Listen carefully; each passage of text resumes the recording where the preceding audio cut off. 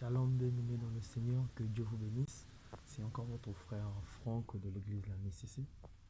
Dieu nous a fait grâce de pouvoir encore avoir ces moments. Alors, bien-aimés, nous aurons des moments de petits partages que nous allons pouvoir parler de notre Seigneur Jésus-Christ. Sans plus tarder, nous allons prier pour commencer ces moments.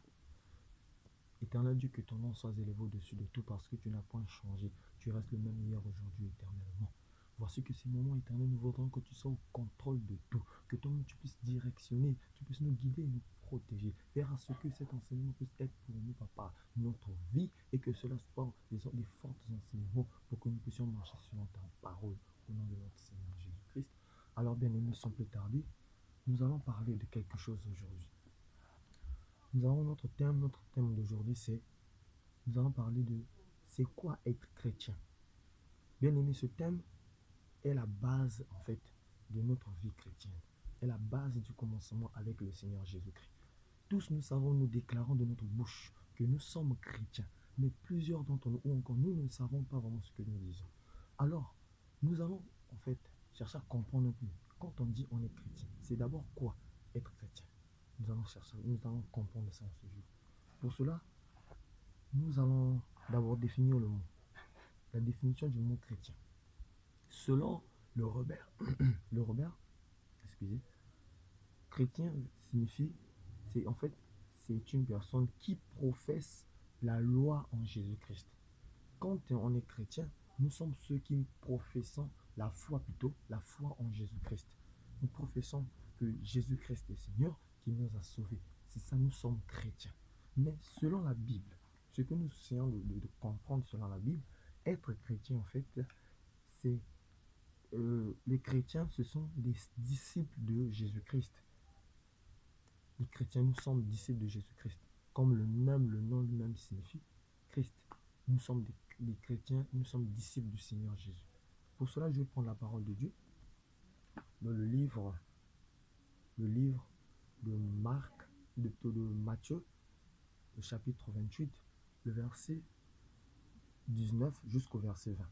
Je lis la parole de Dieu. La Bible dit: allez, faites de toutes les nations des disciples, les baptisant au nom du Père, du Fils et du Saint-Esprit. Si je peux m'arrêter d'abord là. Là, c'est le Seigneur Jésus-Christ qui en fait connaître aux disciples qui étaient des apôtres, quelle était leur mission? Aller faire de toutes les nations des disciples. Aujourd'hui, disciples de Jésus, nous sommes appelés chrétiens. Donc, chrétien d'abord veut dire être disciple du Seigneur Jésus-Christ. Quand nous professons dans nos bouches, nous sommes chrétiens, selon les hommes, selon le Robert, c'est que nous sommes ceux qui professent la foi en Jésus. Mais selon la Bible, comme nous essayons de comprendre, Dieu nous voit comme étant des disciples. Le Seigneur Jésus nous voit comme étant des disciples parce que ses apôtres viennent nous enseigner. Alors, d'abord le mot disciple. Qu'est-ce que veut dire le mot disciple? Être disciple, c'est quoi? Quand j'ai essayé de voir encore dans le Robert, le disciple, c'est une personne qui se déclare d'accord aux doctrines d'un maître. Ça, c'est selon le Robert.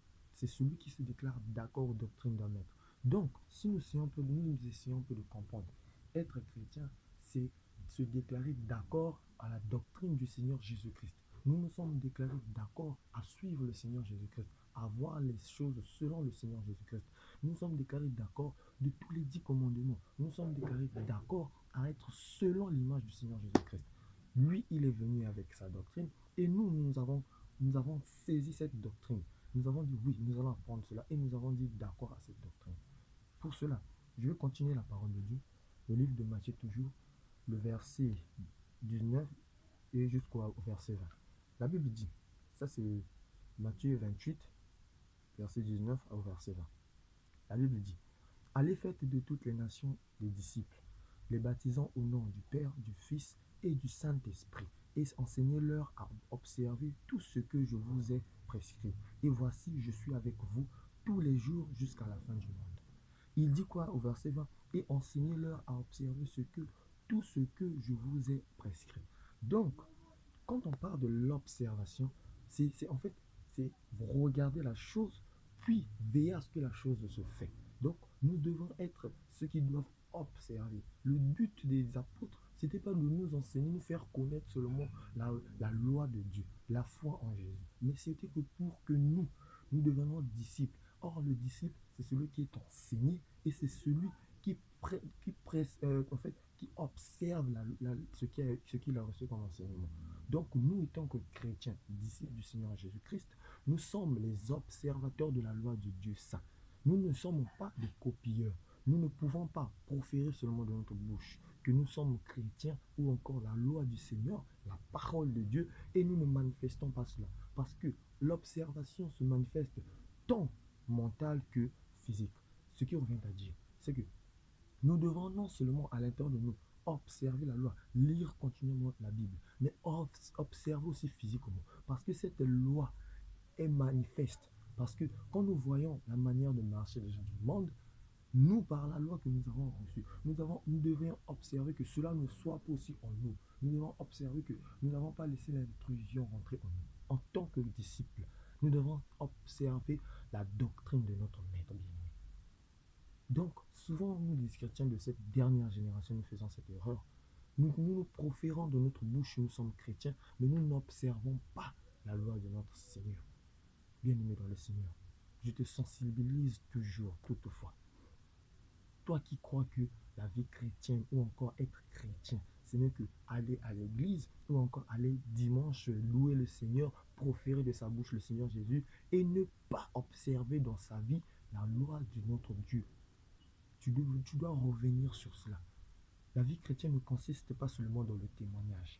Quand nous voyons la Bible, la parole de Dieu a deux parties. Il y a la partie du témoignage, mais la première partie, c'est d'abord la partie de la loi.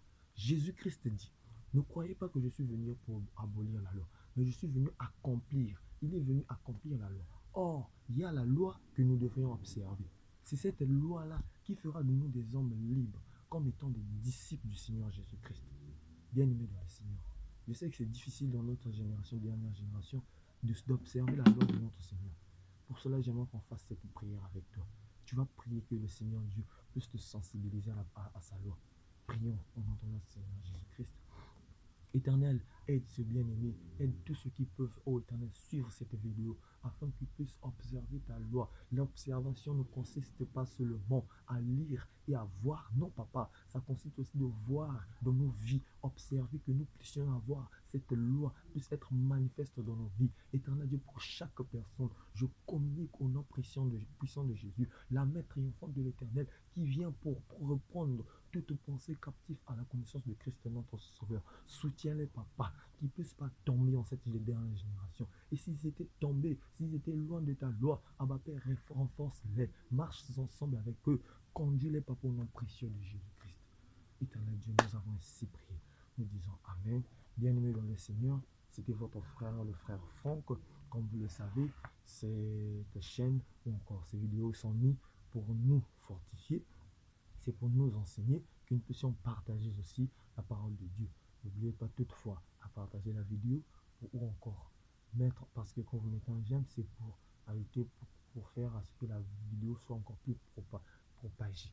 Donc, nous allons nous retrouver plus tard pour une nouvelle vidéo où nous allons encore parler de notre Seigneur Jésus, parler de notre vie chrétienne.